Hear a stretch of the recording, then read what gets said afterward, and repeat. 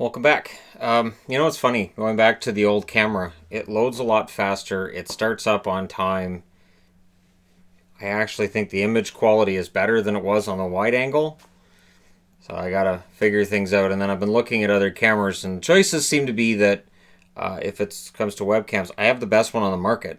Whether it's this one or the other one I was using, my microphone's already the best one on the market. Every time I look, it's like, okay, so yeah, no, the blue, that's the best one on the market. Um, so yeah, if I went with a Canon, which is like $1,500, yeah, that's better. But $1,500 for a camera? Uh, the last one, the widescreen, that one was about 140 too with text. So that's already, it's a lot. So for now, we're at this one. I'm still looking and figuring out exactly what I want to do, and so yeah. Let's go ahead. And part of it, too, is that other YouTubers work in studios, and I'm working in basically an open room. And so that's going to affect the sound quality. That's going to affect a lot. The jerseys definitely help muffle the echo and whatnot, but there's limits to what jerseys can do. I know. I love them, too, and I want to say jerseys can do all, but there's limits. All right, starting things off, Boston and Toronto. Toronto deserved a better fate tonight, I thought. I got to be honest. There was a pregame Hall of Fame ceremony. These things always go on for a while. That being said, I did think it was fun. I thought the patches on the jerseys were nice too. And you look at something like this and you think, all right, so is this going to inspire the home team that they're performing in front of these people that are going into the Hall of Fame? Nylander had a really good push early. I thought Willie Nylander had a good game. He didn't get on the board with a goal. He came in tonight with a 3-game goal scoring streak. He played well though. Anderson then denied Pastrnak, but the Leafs were the better team in the first half of the period. That being said, Coyle scores from Grzelcyk and Bjork at 13:48. And what happened to the Leafs tonight is they had to chase the game. And this, again, is the Leafs not scoring first. This has been a problem all season.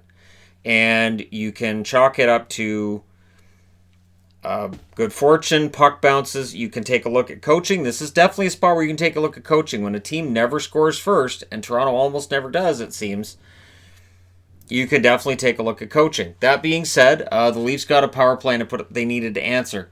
The Bruins killed it. They got a power play. They didn't score on theirs either. Second period, the Bruins took a lead in shots. So the game, it felt like, turned at that point. Rask looked really solid when tested. Then Matthews scored from Muzzin and Nylander at 9 minutes and 20 seconds. And the Leafs had started pressuring at that point, and the momentum had definitely shifted after that Matthews goal. And Austin Matthews had a really good game. Then there was a bad penalty by Johnsson. This is one of those, and it's not the first time I've seen Andreas Johnsson do this year, where he takes a penalty that you're looking at and going, okay, it's nowhere near the puck. Didn't have to do it.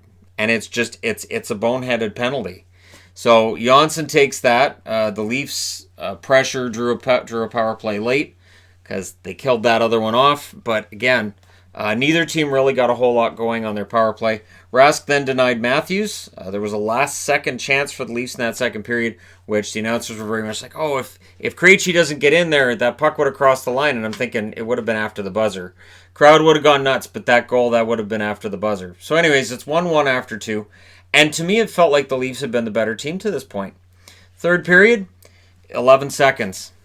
Brad Marchand, 700 games into his career. He scores tonight from Carlo and Bergeron at 11 seconds. And it was one of those ones where he gets a chance and then he gets the follow-up. You can't let Marchand get 2 chances to put the puck in the back of the net. He will do it. Kapanen, however, scored from Tavares and Hyman at 3:56 to answer. So it felt like, all right, Toronto's got the chance. And I really thought they were going to win this. I thought, Toronto's needing a victory here. Boston's lost 4 in a row coming into tonight. It felt like they were kind of shaky. However, Marchand scored from Heinen and Krejci at 5:08.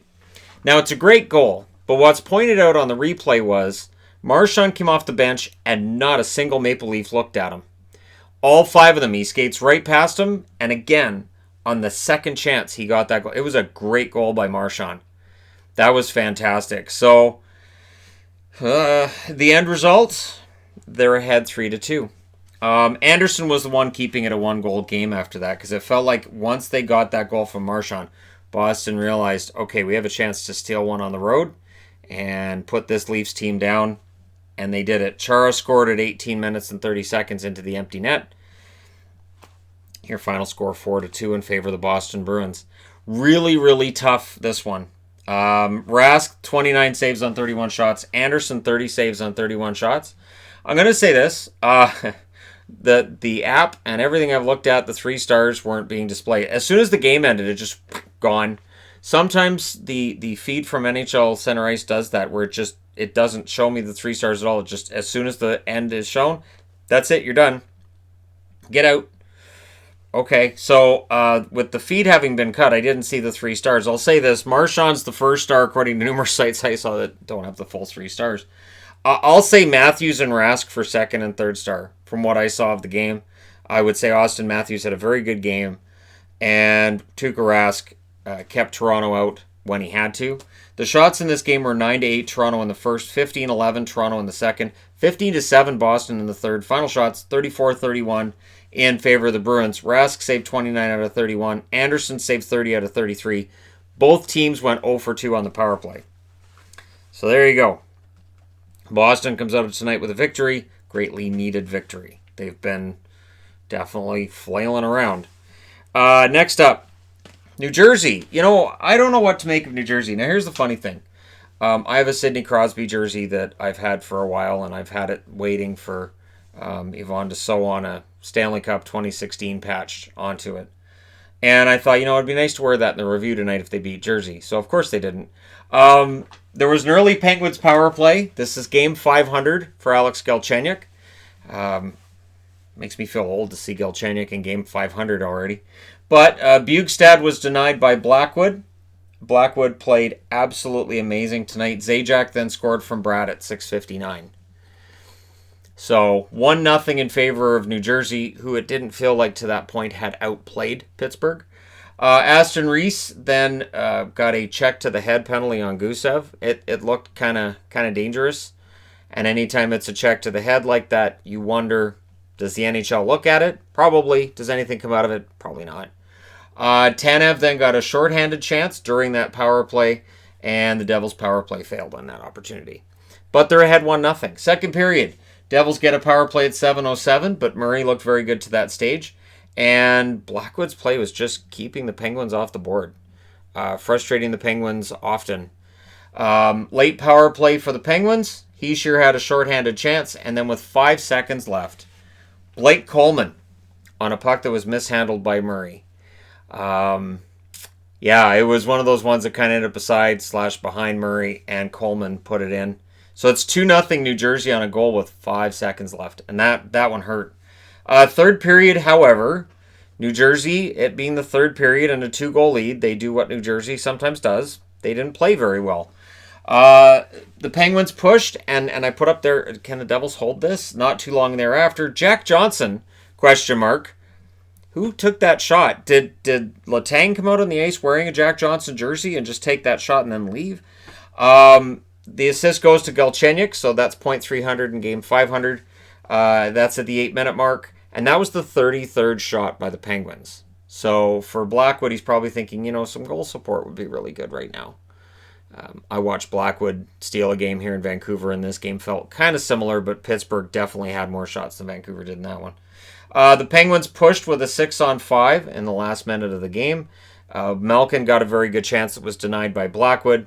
The Penguins took a timeout with 15 seconds left. Didn't work. They lose 2-1. So this is one of those post-Sidney Crosby games where you can look at this and say, so the Penguins are in trouble? My answer would be yes. The Penguins are definitely in trouble. 3 stars, Blackwood, Zajac, and Coleman. And Murray saves 19 out of 21 at one end of the rink. Blackwood saved 38 out of 39. Yep, shots were in favor of Pittsburgh every period. 13-11 in the first, 15-8 in the second, and 11-2 in the third. Final shots 39-21 in favor of the Penguins. The Penguins go 0 for 3 on the power play. New Jersey goes 0 for 2 on the power play. I think Pittsburgh's killed 18 straight penalties that they've taken, but the end result tonight, a win for New Jersey. So we'll see if New Jersey can build on this. That's been the problem. New Jersey can't get any kind of momentum out of these wins. Next up, Montreal. All right. Yeah, this does it. I mentioned yesterday when I did or was it this morning where in the preview I talked about where I had Montreal in my power rankings. And I seem to have them higher than others. This is going to bump them up even further. So for Montreal, going into Washington and doing this, and not just that, but there's no fluke nature to it. Let's get through it. Samsonov looked sharp early, but the face-offs favored the Habs, and they were wearing down the Washington Capitals defense the whole night. So it's scoreless after one, but it felt like Montreal had momentum. Second period, the Capitals pushed, but Price stopped them. Samsonov then denied Cousins 3-on-1. So Cousins had a 3-on-1 there. I don't know if he overthought it, but either way, it's stopped by Samsonov. But not long after, Dano gets a goal from Gallagher and Tatar. And the pass was fantastic. The goal was fantastic. And at 6:22, the Montreal Canadiens are up 1-0 in Washington and probably should have been up by more, but Samsonov was stopping everything to that point. That would change. Gallagher then nearly scored. The Habs pressured for a 2-goal lead, and shortly thereafter, Shea Weber from Sherratt and Dano at 9:16. That is a 5-game point streak for Weber. I think they said that's the first time since 2014 he's done that. So that Weber for Subban deal from years ago, right? Anyways, remember I argued at the time it was a saw-off. So I'm not even sure if that argument holds water right now. So it's 2-0 Montreal. Not long after, 2.5 minutes approximately, wheel from Thompson and Tatar. And then the Habs got a power play. They wouldn't score on it, but not long after that power play expires, it's Suzuki. Dano's given an assist, but Siegenthaler I'm pretty sure it was Siegenthaler threw it in his own net at 14:42. So Nick Suzuki up to 4 goals right now as a rookie, looking pretty good. And they had a 4-0 lead in Washington. This is weird, right? And I put up here like Caps called the timeout, but it's likely too late. If you're going to call the timeout, call it after the 3rd goal, not the 4th. And I thought this was the worst Caps game they've played this season thus far. You guys can let me know in the comment section below if you agree. Third period, however, they kind of pick it up. And they mentioned that Jonathan Drouin was out of the game, and there was some uncertainty about what his status was, so hopefully he's okay. The Caps got a power play at the 4-minute mark, and Ovechkin, absolutely beautiful goal by Alex Ovechkin. And I think what gets me with Ovechkin is it used to be that he took the slap shot from that spot. You know the spot, the Ovechkin spot. It feels like he sometimes takes a wrister. It feels like he's sometimes a little bit off from that spot. He's changing it up a little bit as time goes by. Carlson and Backstrom with the assists at 5:34, and it's 4-1. And if it was any other team, you would just go, well, he lost the shutout, but they're still going to win. But the Capitals are known for comebacks. Armia and Byron then had a 2-on-1 that was absolutely fantastic. Byron delayed when anybody else would have tried a one-timer, but it was blocked. And I think Siegenthaler blocked that one. So it kind of makes up for the goal that went in off of him. Then, I put up there, this is a great road game by the Habs to go into Washington and do this. Kuznetsov scored from Wilson at 15:38, which made it a 2-goal game.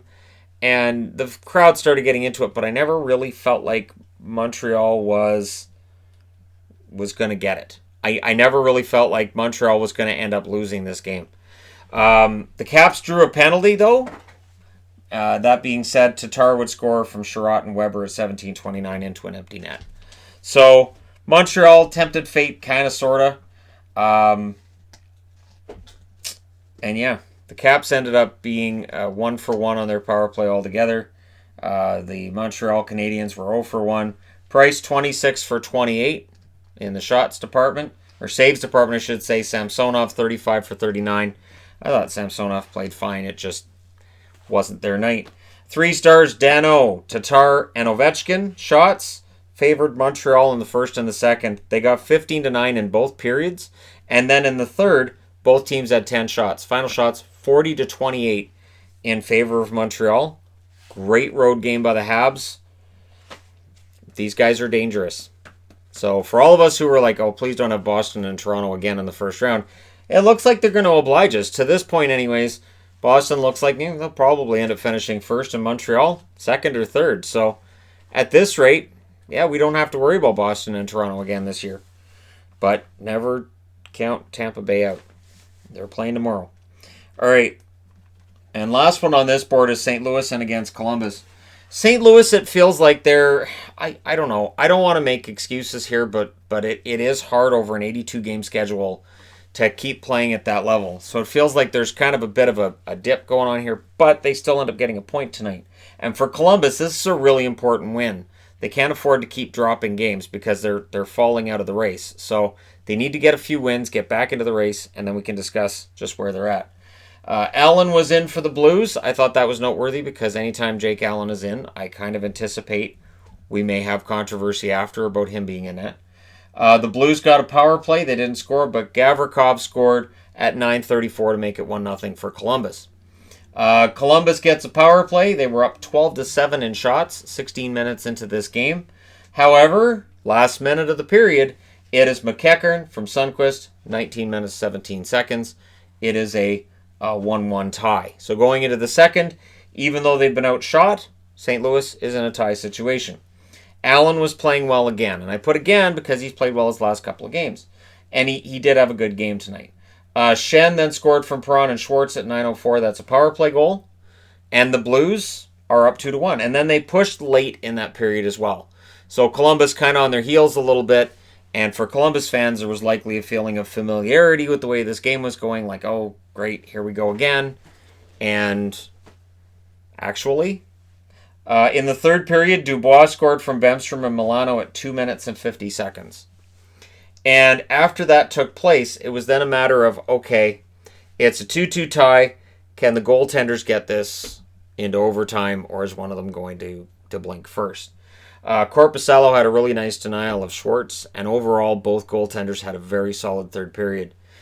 Jake Allen is in the process of proving he is an NHL level goaltender still. I think there was some question after a few of his starts early in the year, but I think he's getting back to being on the positive side of that narrative. Then they go to overtime. There was a Blues power play at 36 seconds. They took a timeout at 1:15. And then the boneheaded moment happens. This should not be happening in November. In October it happened a lot. But too many men on the ice during a power play? And during an overtime?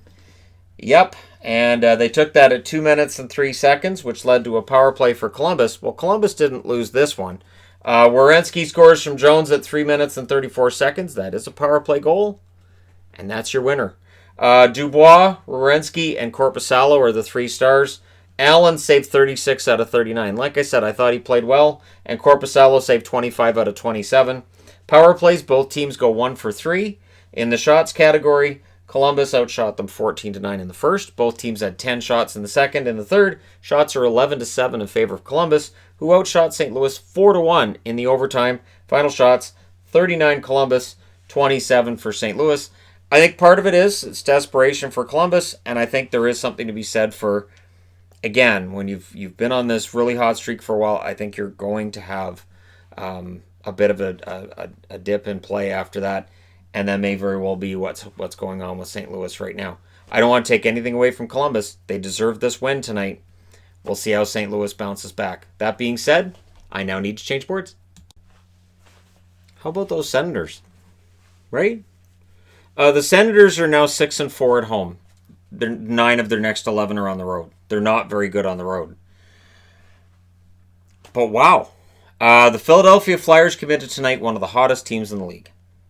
And they come out of tonight, not still one of the hotter teams in the league. I think genuinely they fell into the dreaded trap.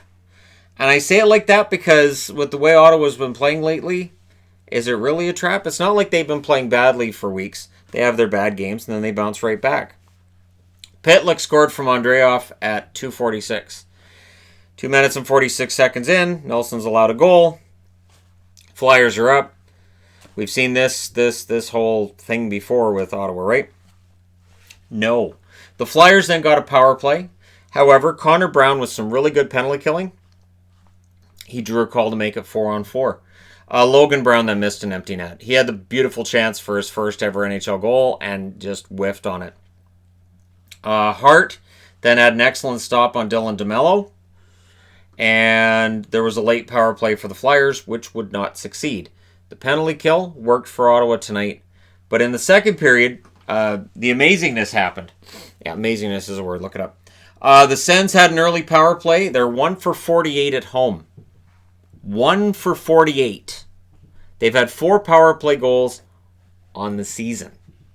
So, yeah. And I put up here their power play sucks, because that power play was just awful. And the penalty kill for the Flyers was good. So you got to give credit where credit's due, right? The Flyers then got a power play, and the shots were staying at about 2-1 in favor of the Flyers. Where for every 1 shot Ottawa got, Flyers got 2. Then it happened. Power play chance. Ennis scores from Brannstrom at 13-12. That's a power play goal. That takes their power play percentage at home to what? 4%? That's incredible. That's insane. And then Shabbat hit a post. That was the 4th time that a Senator hit the post in the game, approximately. And they really could have been ahead. And then they were. So at 13-12, they tie it. At 17-09, they take a lead. It's Chalapik from Tierney. And I put resilient Sens strike again. This is how things work. The Ottawa Senators are not, and I've said this before, they're not a supremely talented team. They're not going to wow you with a bunch of fancy moves. But what they do is they go out there and they play really hard-nosed hockey. They play well defensively, and they never stop playing. There's not a game that you can watch of theirs where you can say, well, Ottawa gave up in the second or in the third. They play the same the whole way through, no matter the score. In the third, Hart denied Connor Brown. So Connor Brown had an opportunity and was denied. The Senators, though, were evening up the shots for the most part. The Flyers got a power play, and it was a 4-minute power play. But they wouldn't score on it. Nelson robbed Giroux. The Flyers took a timeout with 2 minutes and 32 seconds left. They even pulled the goalie, so it would be 6-on-4 after the timeout. Nope. They didn't score. So the Flyers, who came into tonight, like I said, one of the hottest teams, they lose 2-1 to the Ottawa Senators. Hart saved 17 out of 19. Nilsson saved 26 out of 27. Your 3 stars are Nilsson, Chalapik, and Pitlick. So Anders Nilsson, after a rough night the other night, comes out tonight and saves 26 out of 27. His stats go up. Shots are 10-6 Philly in the first. They ended up being 8 apiece in that second period. And then 9-5 Philadelphia in the third. Final shots 27-19 in favor of the Flyers. They went 0 for 5 on the power play. And the Ottawa Senators went 1 for 3 on their power play. So the overall numbers, they favored the Flyers, but the score favors Ottawa. So there you go. 5 games. We got 15 tomorrow, which means the preview goes up tonight because tomorrow's games are early in the morning. So I've got 4 boards to get ready and present to you guys in what will be probably a pretty long preview. I'll try to get through it as quickly as I can, though. Get it posted. And then tomorrow, it's a busy day. So thank you guys so much for watching. Don't forget to hit like and subscribe if you're browsing your way through. You just happened upon this video. Thank you guys so much for all your support. I'll talk to you again soon.